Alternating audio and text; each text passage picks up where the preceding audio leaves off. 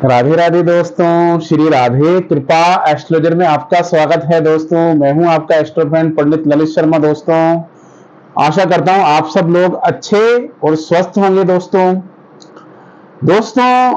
हमारा ये जो चैनल बनाने का जो उद्देश्य है ये है आपके ज्ञान की वृद्धि। हमारा मेन जो उद्देश्य है वो आपके ज्ञान की वृद्धि है। उसी उद्देश्य को हम लेके चल रहे हैं दोस्तों। तो आज का जो हमारे एपिसोड है, आज का जो हमारा विषय है वह है ग्रहों की मित्रता और शत्रुता पर। अभी तक आपने चैनल को सब्सक्राइब नहीं किया है तो चैनल को सब्सक्राइब कर दीजिए, दोस्तों यारों में शेयर कर दीजिए, कमेंट्स कर दीजिए, लाइक कर दीजिए। आपको किसी भी चीज पे अगर आपको कुछ पूछना हो तो आप कमेंट्स कर सकते हैं, कोई दिक्कत नहीं है। इंस्टाग्राम पे भी मेरी इसी नाम से आईडी है, श्री राधे कृपा एस्ट्रोलॉजर के नाम से। और फेसबुक पे भी मेरी दोस्तों इसी नाम से आईडी है, श्री राधे कृपा एस्ट्रोलॉजर के नाम से। वहां भी जाके आप फॉलो कर सकते हैं। तो वीडियो को दोस्तों अंत तक देखना, मेरी आपसे ये गुजारिश है, वीडियो को अंत तक देखना। और ये चीज आपके लिए काफी महत्वपूर्ण है। अगर आप ज्योतिष के क्षेत्र में कार्य कर रहे हैं या ज्योतिष सीख रहे हैं या ज्योतिष आप नहीं भी सीख रहे हैं तब भी आपके लिए काफी नॉलेजेबल ये वीडियो होने वाला है। तो आज हम दोस्तों बात करेंगे ग्रहों की मित्रता और शत्रुता पर। ये चीज अगर आप नोट करना चाहो तो नोट भी कर सकते हो, अगर आप ज्योतिष में कार्य कर रहे हैं तो, ये ज्योतिष की प्रैक्टिस कर रहे हैं तो। देखिए दोस्तों, कुंडली जब भी आप देखते हैं, चाहे वो अपनी कुंडली आप देखें चाहे वो किसी दूसरे की कुंडली देखें, प्रिडिक्शन के लिए आपको सबसे ज्यादा जो महत्वपूर्ण पॉइंट है वो आपको ये मालूम होना चाहिए कौन सा ग्रह किस ग्रह का शत्रु है और उसकी शत्रुता कैसी रहती है। शत्रुता और मित्रता का आपको पता होना चाहिए कि मित्रता है ये शत्रुता का भाव है। देखिए दोस्तों, ग्रहों की मित्रता और शत्रुता को हम लोग 5 कैटेगरी में डिवाइड करते हैं। 5 कैटेगरी में डिवाइड करते हैं कैसे? जो भी ग्रह किसी का मित्र है शत्रु है, सबसे पहले आपको ये देखना है वह अधिमित्र है, मित्र है। अधिमित्र मतलब क्लोज फ्रेंड। अधिमित्र है या मित्र है या सम है या शत्रु है या अति शत्रु है। अति शत्रु मतलब काफी ज्यादा उसकी शत्रुता काफी ज्यादा है, बहुत ज्यादा शत्रुता है। अति मित्र मतलब बहुत ज्यादा, मतलब एक दूसरे को देखते ही नहीं है, इस तरह के ग्रह।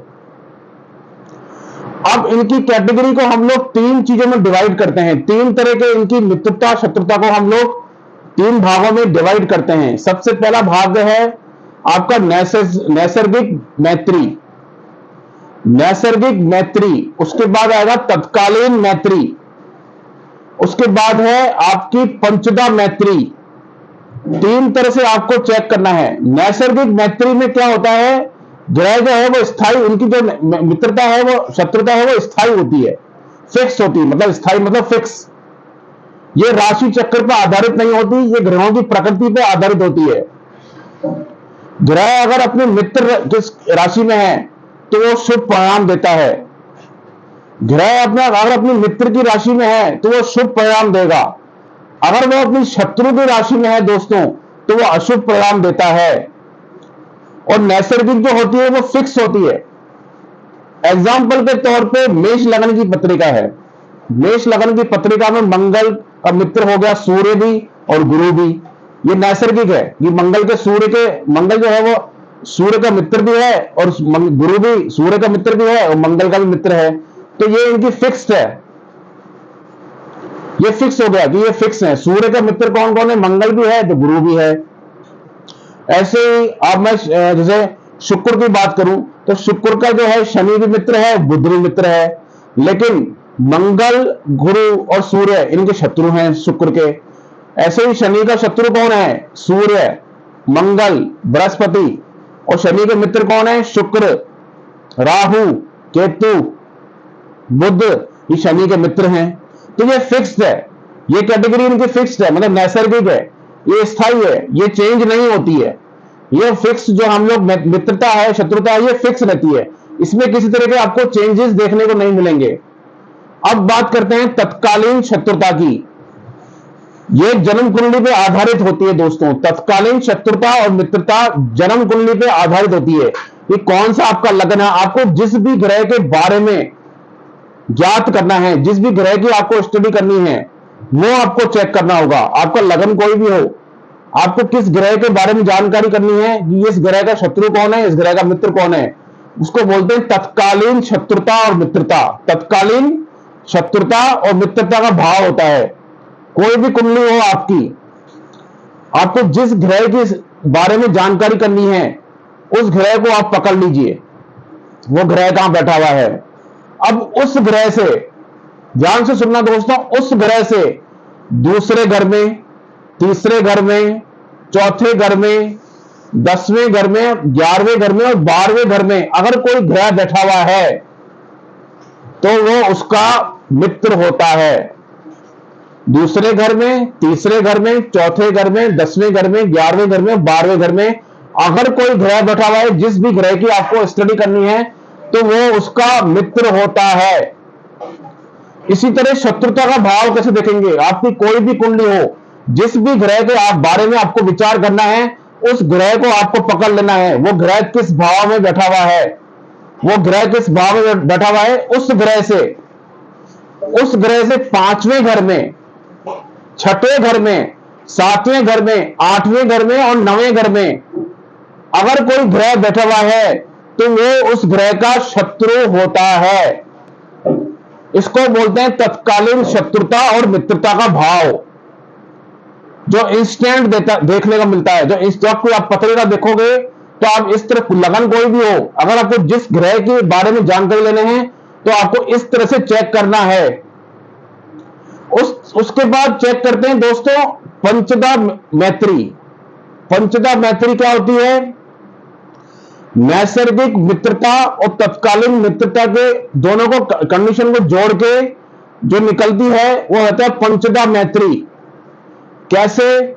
जैसे मान लो नैसर्गिक, जैसे कोई नैसर्गिक मित्र भी है और जो तत्कालीन मित्र भी है, वो पंचदा मैत्री में भी अति मित्र हो गया, वो पंचदा मैत्री में भी अति मित्र हो गया।